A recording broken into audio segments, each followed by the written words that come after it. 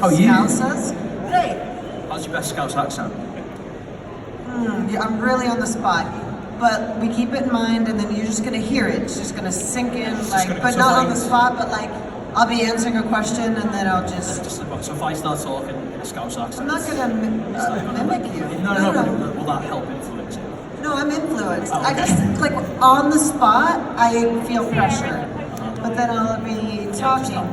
Yeah, so I was asked, I was on the phone, and I was in the airport in Atlanta, and they were like, what's Ric Flair's catchphrase? What does he always say? And I was like, I'm not gonna say it, I'm in the airport, and now I'm on the spot. Also, people, like, I'm gonna draw attention to myself. And then, so I just kept talking, and then finally let out a big, woo! And it did exactly what I thought it would do, which is it always gets a response, and I think that's the first time it hasn't. It's an incredibly delayed one if there was. Yeah, we are all just waking up here. It's okay, I understand. There we go. So what's it like being around this sort of environment, especially with a ton of the guys and girls that you've known in the past? Is it like really special when you come to these sorts of things to catch up with people? I have loved doing these Comic Cons.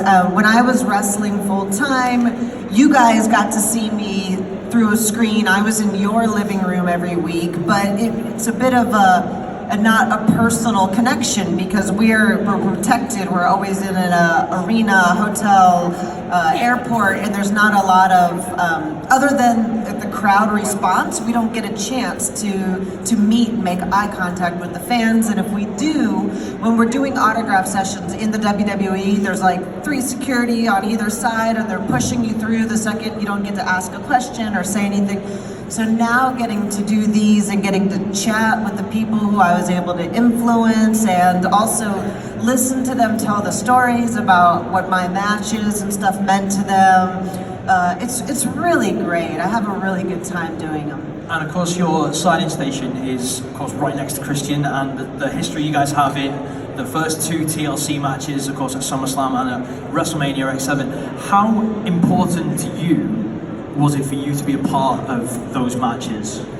Yeah, so as much as I fully could not support the women's revolution more than I do, and I love seeing what they do, my career was really based on my interaction with the guys and the TLC matches and working with Edge so that's when they go, what's your WrestleMania moment? I think of stuff like that. I think of the match in Houston, the TLC match. I think of Edge versus Mick Foley, where I lit the table on fire and things like that. And so it's really good to catch up with these guys that I've known for so long.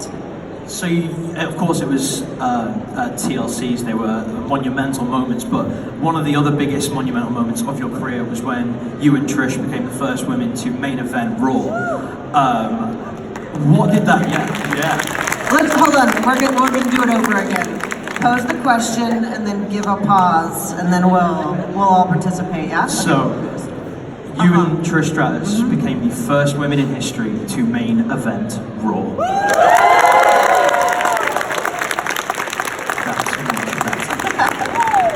How did it feel when you were told that you guys were going on last? So just to clarify, and I know, WWE likes to put these titles on things, and if you make it small enough, you can always be like, the first person in a black and white jacket in Liverpool ever to interview Lita, right? It's like, it's this guy right here, give it up. But before that, I was in the main event with Stephanie, but they kind of, the reason that they don't consider that the first ever is because we had all the bells and whistles. We had The Rock as the special guest referee, Hunter, Kurt Angle, the Hardy Boys, so it was really a free-for-all down there, even though the match was just me and Stephanie, whereas the main event with me and Trish, it was just me and Trish, nothing else. Going back to how that felt, little did we know that however many years later we would still be talking about that match and really have it being one of the defining rungs of the ladder of the evolution for women. We had no idea. What I really liked about that, looking back, is as excited and flattered and everything as we were, it was almost kind of like yeah, you're damn right we're in the main event. You know, like we knew we could pull that spot off. We knew we could deliver, and to get that nod from the office of like, yes, we also know you can deliver. That was it was rad. It was cool. So being a part of that match, and of course at WrestleMania this year, we had the first ever women's main event of WrestleMania between Ronda Rousey, Charlotte Flair, and Becky Lynch. How did it feel? How did it feel watching that match, having known that maybe it started from that main event of Raw? Yeah, I mean, even when there was the rumblings early on that they were maybe going to let the women maybe that the women were going to close out the show. You know, it didn't seem real, and I was excited about it, but I do remember watching it and feeling that, I mean, seeing that, the helicopter scene of Charlotte flying in and just going, this match has, and what I love about that, what I loved about being in the TLC matches is I was like, this has nothing to do with gender, this is just a huge match, period. You know, and it's like if you can, and that's what I really love seeing. It's not like, it's not in parentheses or it's not an asterisk like for a girl. It's like, that's a great match, or Becky Lynch is my favorite wrestler. It's not like, well, of the females, it's just like, who do I love watching on my screen? These, you know, some of them are male and some of them are female, but I'll just name my top 5, you know, and that's what I really love about seeing that is, you know, just a non-binary, you know, showing of what's on your TV. It's not like, oh, well, we have to have a women's match, we have to have that. It's like, no, we need the people that are killing it to get on the show, and that happens to be a lot of women as well. Absolutely. And of course, we've seen the division grow, and now there's the tag division as well. Interesting question. If you were still active in the ring, and you were vying for those tag belts, who out of the modern era would you want as a tag partner? What I want as my tag partner of the modern era, if I could still go. That question would kind of allude to the fact that I couldn't still go, and that I wouldn't be up for being a tag team champion with, oh, I don't know, maybe my bestie Trish Stratus? I would think that we could take on any tag team that they could throw out, and I would love to do that. I think that would be fun. And of course, you guys tag teamed Evolution as well. Like being a part of that must have been incredible as well.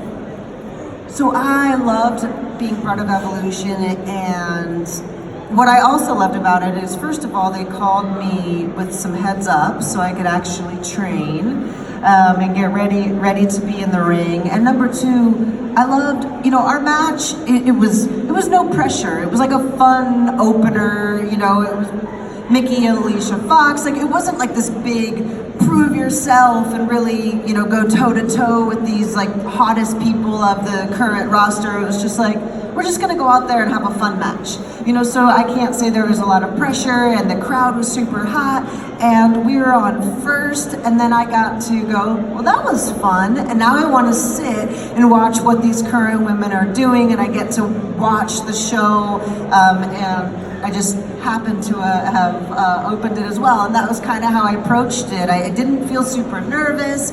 I just went out there and had fun, and that's the best part of being able to, when you can get in that pocket, because sometimes it's not. Sometimes you feel the pressure. Sometimes you feel not ready, or you're nervous about a certain spot.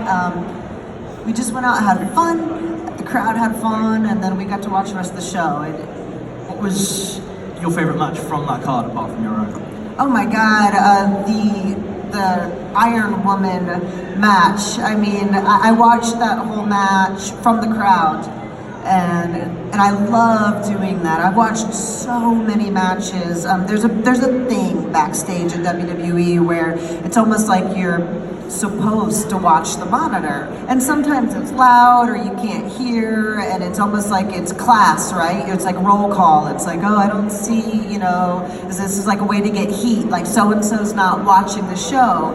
But I would always go duck out and get into the crowd, because that's where that's where you can feel the match. And as we all know, it's fun to watch wrestling on TV, but it's totally different being there, right? And that's how wrestling is best enjoyed, is like that full sensory, you can feel, you can interact with the crowd, and you're giving that instant feedback. So I watched that match from in the crowd. If you see someone that looks like me that kind of has a hoodie on, it is. I'm watching the match from the crowd, and I love doing that. So we've had a lot of Vince McMahon stories this weekend, but what I want to know is, what's your favorite Stephanie McMahon story?